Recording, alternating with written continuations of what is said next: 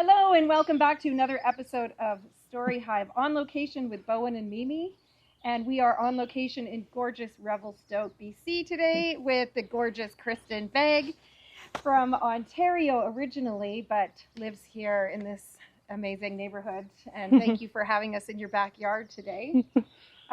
Kristen grew up in Ontario and went to university there, and during university experienced some challenges with academics.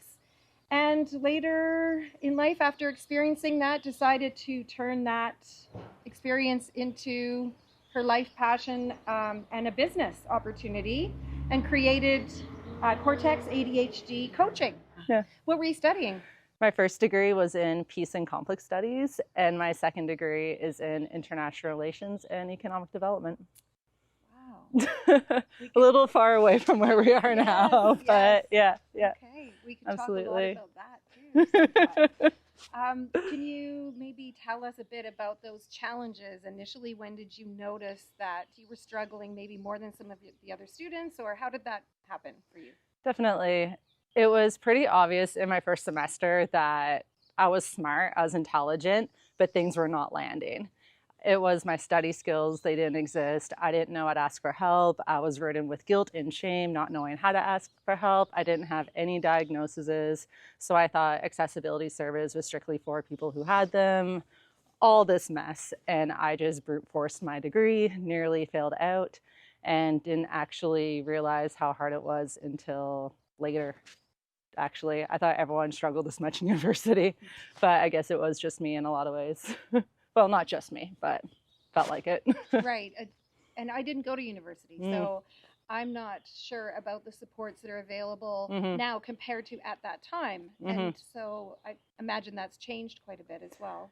I like to think so. And definitely with a lot of university students on my current caseload, it all comes down to self-advocacy and knowing what types of resources and what type of support would help you academically. The Center of Accessibility typically gives the standard, we can help you with A, B, C, but there's so much more that you can ask for if you know how to ask. So that's what I help students with now, actually, is making sure they're getting the accommodations that make sense for them. So the challenges that started coming up for you, was it getting things in on time? Was it just not knowing how to structure the workload? All of it. And leaving it to the last minute, and then everything is important, didn't know how to prioritize, half-assing everything, trying to turn it in, handing things in late. It was awful. And I wouldn't email asking for extensions because I was too shy, so I was just chronically losing marks all the time. It was not fun. Right. Yeah. And feeling a sense of embarrassment or shame that you couldn't Lots. And guilt, because I didn't even want to tell my parents how badly I was struggling, or anyone for that matter, because I'm smart. I do really well at things. I'm reasonably intelligent, and having university kick me in the butt right off the bat was very eye-opening and really embarrassing in a lot of ways. Yeah. Hi. Right. Hello, darling. It's always nice to have visitors. We were just hearing the story about the combing of your beautiful dog and how the hummingbirds will take his fluff and make bird's nests out of it. Oh, that's fun. When you have peers who struggle in the same way that you do, it normalizes it in a lot of ways, where if you feel like you're on your own island, it becomes a lot harder to ask for help and to self-advocate and realize that you actually do need more support than you realize as well. I feel like back then too, like I would imagine it was a lot harder to kind of talk about, ADHD and those kind of things, and like it's not something you're like nowadays. Like I think a lot of people are like, oh yeah, I have ADHD. It's like a pretty common thing that people talk about and are comfortable talking about. Like, what was that like back then? Was that a bit more like taboo, or? It was definitely less of a conversation, I'd say, and more male-oriented, because little boys have ADHD when they can't sit still in class. Like, that's ADHD. It wasn't a 25-year-old female who's struggling in different ways. That's not exactly the classic ways you see ADHD. And that's also why a lot of women in their 20s and 30s nowadays are getting diagnosed with ADHD, because they're missed when they're younger. And that's a whole amazing thing as well, that that's happening. But there's definitely a lot more education about ADHD nowadays, which is amazing. Yeah. Yeah, I think what you're saying is it's very true. When you went to school, it's talked about all the time, and I think it's almost uncommon to meet someone who doesn't have something, some kind of a spectrum challenge or Yeah. Which is also a double-edged sword in a way, because it's getting romanticized on social media, having ADHD, having autism, that having ADHD is a superpower, and all these amazing things come with ADHD, where that is true to an extent. There's also the real debilitating side of ADHD, which isn't talked about very often. And when people relate to ADHD, they're actually relating to executive function challenges. And every human on the face of planet Earth has executive function challenges. But just because you have EF challenges doesn't mean you have ADHD. So people are saying, I procrastinate, I do this, I do that too, but that doesn't mean you have ADHD, and they're claiming that they do, when really it's just executive function challenges. Well, and like I found for like myself especially, it's one of those things where it's like after like finding out that I was diagnosed and having that information, it's like, okay, like that helps me understand my brain so much more. Mm-hmm. And there's still this like, it's like I know how my brain works, and I'm trying to find ways to kind of like work around that or work with it. Mm-hmm. And at the same time, it's like I found for me, like you kind of get in these like cycles where it's like you get a routine and like, yes, I'm on track, I'm doing it, I'm gonna do it this time, and then like 2 weeks later, it's like you take 2 steps back, and then you're kind of like back where you, and it's like this constant kind of like push and pull in a sense. Yeah, like what was your experience kind of like finding ways to manage that or to help people with that? Routines is probably one of the biggest things I talk about in session with clients is routine. And you're right in the sense that if you build out this big morning routine with 10 steps, you might nail it the first day and the second day, then it slowly dwindles. Where I encourage clients to create anchor points in their routine. So if you're having a low energy day or an I don't want to morning or things are running late, at least you have your anchor points of drinking water, brushing your teeth, and whatever else that might be, just so you are doing pieces of your routine, then you can add in the bits as you go as well. So you're still following through, just in a different capacity, instead of my routine isn't working, because that's not necessarily true. Flexibility needs to be built in. Mm-hmm. I'm just thinking about the diagnosis part of it. Mm-hmm. And, you know, Bowen sharing that when he was diagnosed, and then that helped him understand his brain. Mm-hmm. As a parent, I actually hesitated initially to get a diagnosis. And then as time went by, I thought, yeah, this would be good to know. Right. Knowledge is power. But then also decided to not share that information for a couple of years with him, because I didn't want him to identify who he was with that. Yes. And there's still, I guess, a questioning of whether that was the right way. I mean, we can't regret and go backwards. So whatever, it is what it is. For sure. But what are your thoughts on that? It is very true that people who are diagnosed with whatever, that becomes their identity. So they think, because I have ADHD, I see things through that lens and that lens alone, and not necessarily as a underlying reason or justification for things happening is because you have ADHD. That's not your personality. That's not your interests. That's not who you are. It's a piece of you, but it's not all of you. Where I do see clients get really stuck in with the labels and try and container themselves in a way, which isn't the most helpful a lot of the time. So a lot of conversations about like, okay, who are you outside of this diagnosis? What are some things that isn't classic autism that is you still, and that's okay. Both things can exist. And stretching beyond the classic definitions. Mm-hmm. Mm-hmm. And you decided to not get diagnosed, is that right? Or? In the process. Yeah. In the process, yeah. It was actually me supporting a bunch of people with ADHD through my job. I was like, I relate to that, and that, and that, and that.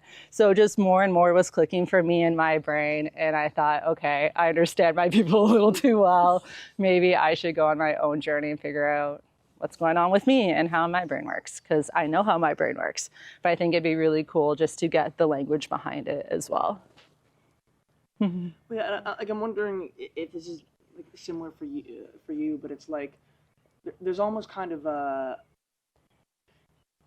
like there's never like how do I word this? There's always a want to like improve myself and to like break these cycles, and so it's like And when you have people like telling you like, well, like just do better, just you know, just work harder. And it's like, and it's hard not to feel guilty because like you like in your mind it's like you're doing everything you can, and yet it's still like you're still finding yourselves in these like in these patterns, and so it's like it's this like I find like it's like this super thin line of trying to not like victimize yourself and push harder while you know you have this force in your brain that is constantly like pushing back, like absolutely. You know?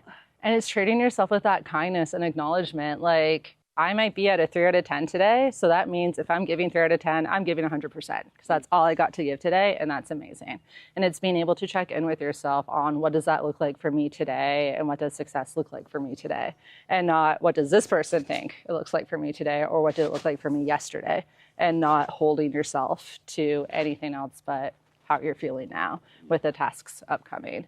But it is a message push and pull. Yeah, well, like have you noticed like kind of like things in your life that like make it better or worse for you, like kind of like maybe things in your environment or like like I don't know, something like someone can say something and like it just you know hits that spot or something? Definitely my physical environment. If that's in chaos, so am I. And I notice that that is a big one for me, that if everything's chaotic, I'm chaotic. And it's a really negative feedback loop. But also when it comes to interrupting, that I've learned the skill of biting my tongue so I'm not cutting people off all the time, because that's a really hard thing. Or my working memory really sucks. So it's making sure that I do have things in place to remember those pieces of information and following through on the thing and replying to that email just to make sure things are happening and putting those systems in place to sort of catch myself in a lot of ways. So my experience is it's very hard to manage a lot of different things well. But the tendency is to try to have a lot of things going on. Yeah. So how did you take your understanding of what was going on for yourself and then make that leap to turn it into a business, knowing that there was probably going to be a challenge to keep it organized? And I was honestly really lucky. I work for another executive functioning company and I manage it. And I've been working there for 5-ish years now. And I train their coaches, I do the hiring, and I workshop their caseload with me, which is really cool. So I was able to see a really successful business do what I wanted to do, but it's bigger in a sense because they're all executive functioning. So autism, OCD, ADHD, all the letters is what they support, where I wanted to just focus on ADHD with mine. But I found it really helpful seeing how this all works right in front of me and saying, yes, I want to do that, ugh, don't want to do that, but I'm going to do this, and pulling bits and pieces of success right in front of me. So I feel like I got a bit of a cheat sheet when it came to setting up my own business and doing my own thing. I was like, okay, that's what we do. And I could apply it pretty easily in a sense. Yeah. Different clients, are they mostly kids? Are they adults? Who are you seeing? Personally, I try and stick to the 16, 17 plus of clients, mainly because if you're below a certain age, I don't want to be something that mom and dad signed you up for. I don't want to be this person on a screen that you don't quite understand why she's there, what we're doing, what the point is. And the buy-in is typically pretty low with younger kids, and that makes it really challenging for all parties. And then parents have expectations, and it can be a whole thing. Where if you're 16, 17, you're in grade 12, grade 11, grade 12. School's starting to get serious. Things are starting to matter a bit more. The relevancy is closer. And university students are my bread and butter. I love university students. So it's a nice way to catch them in grade 11, grade 12 before they hit university to really set them up for success. But a lot of my clients are adults, entrepreneurs, business owners with all the different things on the go, parents who might not necessarily have ADHD, but have the ADHD kiddo, and they don't know what to do anymore, and they're frustrated. So it comes in many different forms. Right. Well, so what if you are working with a kid who, yes, has ADHD, and you are recognizing the parents, or one of the parents has it, but they don't acknowledge that they have that? That's okay. Is that just something you would leave, or Yeah. would you bring It's that not up my as a not your place? Not my place to say you might have a thing, Yes. because I'm not a doctor. Right. by any I means. guess it was the doctor who looked at me and said, you know, the apple doesn't fall far from the Yeah. tree. And sometimes when I meet parents of the kids who I support, I'm like, oh, okay, now I see. Yes. But I'm not going to tell a parent they're likely autistic or they're likely ADHD because what do I know in a sense? But also, if you look like a duck and quack like a duck, you're not a dog. Right. So little column A, little column B. But I wouldn't say that they do. I might suggest that they go through the process if they're interested in learning about their brains, but I wouldn't call them on it. Yeah. Medication. What are your thoughts on that? I think it's everyone's own personal journey. If you want to be medicated, amazing. If you don't want to be medicated, amazing. And either way, there's tons of resources to back up both sides to get support and help. And medication's really tricky. And the first one might not work. The first two might not work. You have to get the right balance of all the different things. And it can be years before you get the right combination of things that help you. And that can be a really tough journey to go on, or you can luck out. And it changes as your brain chemistry changes on what will work, what will not work. So it's completely up to the person on what they want to do. And either way, I say, great, because that's what you're deciding to do. Yeah. What are your thoughts on that? Yeah, I mean, I've only tried a couple different kind of ADHD medication. One of them I found like made me like kind of more amped up in a sense, like in a different way. Like it's kind of hard to explain, but it definitely didn't calm me down. It would focus me, and then especially like later throughout the day as I kind of would wear off, I'd feel like if I wasn't actively doing something right in the moment, just this kind of you feel incredibly restless. Yeah, almost. incredibly restless. Yep. And then there was this newer one I tried recently. I'm forgetting the name, but that one was like I took it and I was like, oh, okay, yeah, this is definitely working.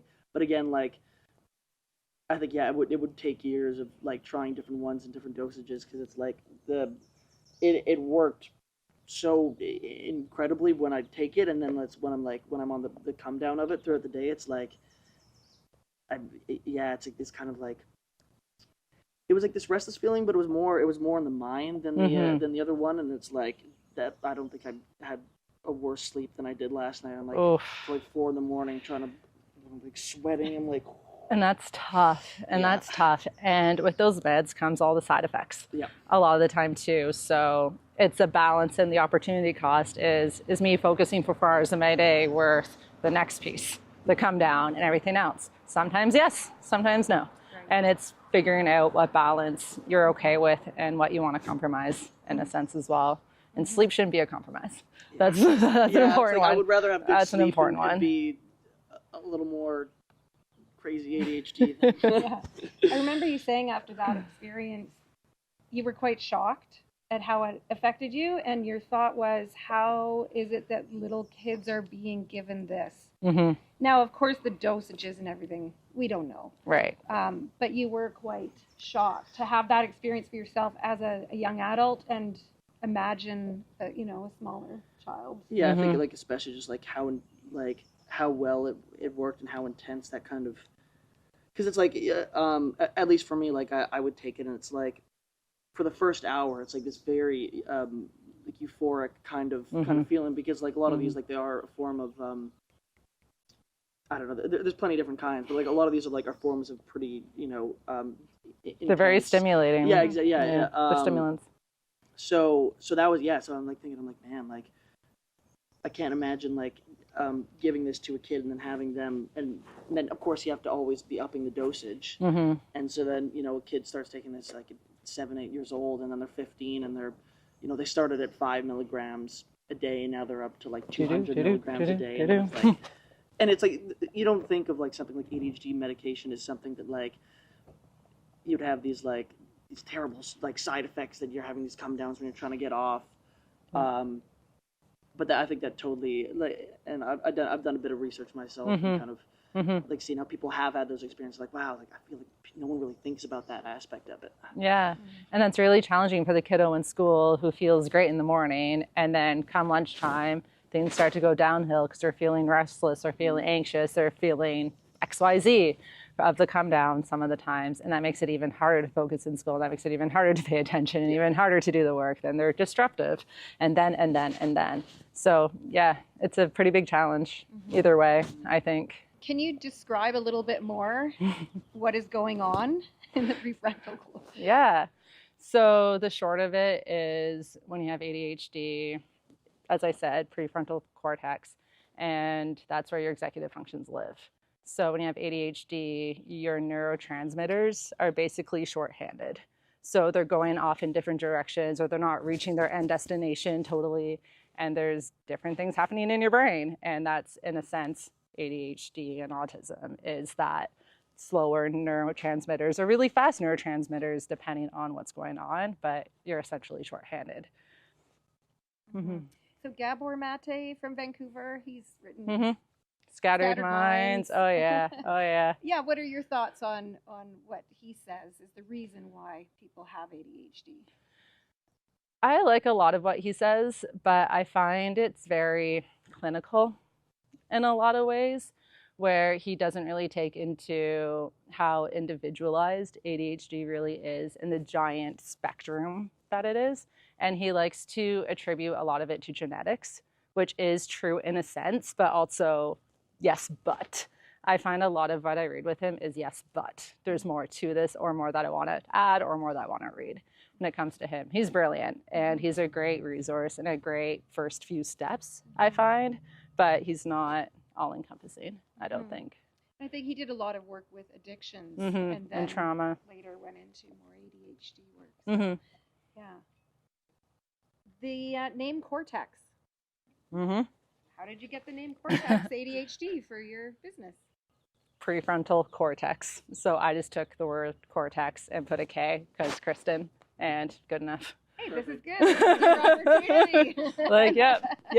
That's as creative as I got. Yeah. I went through a few names, but I never really loved any of them. And I didn't want to do a classic, like, mountain ADHD coaching or, like, grizzly bear coaching or, like, something Revelstoke-centric coaching. Stoke coaching. Yeah, like, that just made me, no offense, like, roll my eyes a little bit. And I didn't want to give in to just the community piece. But I'm a bit of a neuro nerd. I love learning about the brain. That's one of my rabbit holes I go down very easily, is learning about the brain. So I thought making it a bit more brain-centric made sense for me in my knowledge. Right. So, because you mentioned, like, you don't think it's just like a genetic thing. Like, yes, that can be part of it. Like, what are some other kind of aspects do you think that, like, maybe at a young age would contribute to that, like, forming, or like trauma? Childhood trauma can definitely impact certain things. Your parents, the way that they parented you can impact, like, there's so many different contextual things that can, as they say, bring out your ADHD. One of my clients never had ADHD until she got into a car accident and hurt her head. So I don't know if she actually has ADHD or just mirrors it with her executive functioning issues. And she isn't too sure either.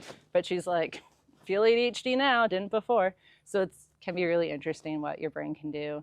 And also as it develops as you're an adult too, which is why it's missed all the time in younger people, because it manifests when you're older as well. So it really depends on the person. Well, and in society, I think that there's a standard way of communicating, which we've had to fit into that. Exactly. But I think you can reach a certain point in life where you're thinking, I don't actually want to fit into that anymore, because I can see how these people would actually benefit from trying a different way. A different approach. Taking a new approach really reveals how many systems in society should probably collapse. I'm speaking extreme right now, but in some situations it's probably true. Like, I'm thinking back to the system of education. Oh my gosh, it needs a whole paradigm shift.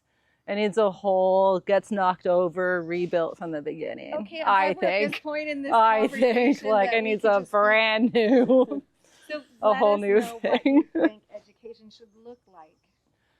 You dreamed about it, apparently. In a sense, but it's more so the support that exists for the students is my main, like, battle. So there is the support, and that is your battle. But if we're just having fun with the idea of brainstorming, just thinking about even the environment. Yeah. So like flexibility, and not having classrooms be as overwhelming as they are. Like so many posters and stickers and things and competitions to raise your hand and participate in class. Like there's a lot going on in classrooms, where if students could have flexible deadlines and be able to hand in things as they seem fit. Or if they have to write an essay, make that one of the options. Say, here's the topic. You can either write an essay, record a video, do a one-on-one conversation with me, do a PowerPoint, draw a picture, and give many different mediums and opportunities to display knowledge, because not everyone displays knowledge the exact same way. And that's a big piece of it too, is making sure that people are in their strengths, showing how they learn the information, that they know the information, and not just check mark, check mark, check mark, they did ABC correctly. And opening it up that way, I think would be really important too. And the ability to self-advocate. And so many students are afraid of their teachers. So many students are afraid to ask for help still and think that something's wrong with them if they need help, and really normalizing those steps and really normalizing who understands this, who still has questions, who still needs support, and making people ask questions. Can you think of a success story? Oh, many. And I don't mean to sound overly confident, but it's their success that I feel like I had my little streak parted to help, but it's all them. They're the ones who do the work, not me, right? But one of my university students is actually graduating this year. When he came to me, he was about to fail out of computer science. He took all of his courses all the times that he could, but he kept failing. And he can't fail again, or else he's kicked out of university. So he ended up on my caseload, and now he's graduating. And it's just night and day, because he knows how to study. He knows what works for them. He knows when to take breaks. He knows when he's feeling overwhelmed. He knows when he's starting to feel burnout and how to avoid it and what to do to refill his battery during the school year. So he's not plummeting anymore, which is really awesome to see. One of my mom clients, she has 2 neurodivergent autistic kids who live at home. She has ADHD and getting her master's in music. So she has so many things on the go. But being able to help her prioritize what's important when everything is was a huge game changer for her. And using the priority matrix she loves of urgent, important, not important, urgent, that whole matrix was really helpful for her. And I find success everywhere, like even the small wins. Like one of my students right now doesn't follow through on anything ever, and that's okay. But they followed through on something yesterday. And that was amazing, because it's just that one step in that direction, and they were so stoked on it that they texted me as a whole thing, that they're just excited that they actually did the thing. And that's how it starts, is doing those pieces and figuring out what those roadblocks are and why. Well, and having the encouragement of someone who's, it feels like, you're on the journey with them, and they can share in that, little successes. And I build in accountability into my business model. So anyone who works with me basically has access to me. And at the end of each session, it's how would you like to be held accountable to what you want to do? Would a daily check-in be helpful on how was XYZ? Or every 3 days, would that be helpful? Or do you want me to text you 4 times on a Sunday to make sure you're doing the thing? And sometimes it's very hands-on, sometimes it's very hands-off in terms of accountability, because having that external person to check in with you in a non-judgy kind of way is really helpful, because there's no trouble if you don't follow through. Like there's no negative side of it. It's okay. What were you doing instead? What decisions did you make instead? Was that a good decision to make? Great, cool. Because sometimes your schedule changes and life changes, and that's totally fine. But it's bringing awareness into why they're doing what they're doing. And that helps create that motivation to follow through on other things that they want to be doing that are of lower interest. What do you see next for Cortex? Like you mentioned, maybe consultancy in schools. What are your dreams for your business? My dreams, honestly, is to let everyone know that I exist. I'm a wealth of knowledge, and to use me. And I would love to go into different workplaces, doing neurodiversity workshops in the workplace, accommodations in universities, Okanagan College. I feel like it's endless, because ADHD plays a role in every single situation. So I would just love to be able to share my knowledge as openly and as willingly as possible, and not safeguard anything that I'm sitting on. Well, I'm glad that you found your place, and what you're passionate about, and you've been able to have success already, and I'm really excited for you to grow your business. Thank you. And thank you so much for taking time to share with us today. Yeah. I'm really grateful for the opportunity. First interview done. Yay! Great. Awesome. Yeah, well, we look forward to seeing all the viewers again another time. This has been Kristen Begg in Revelstoke on location with Bowen and Mimi, and thanks for tuning in.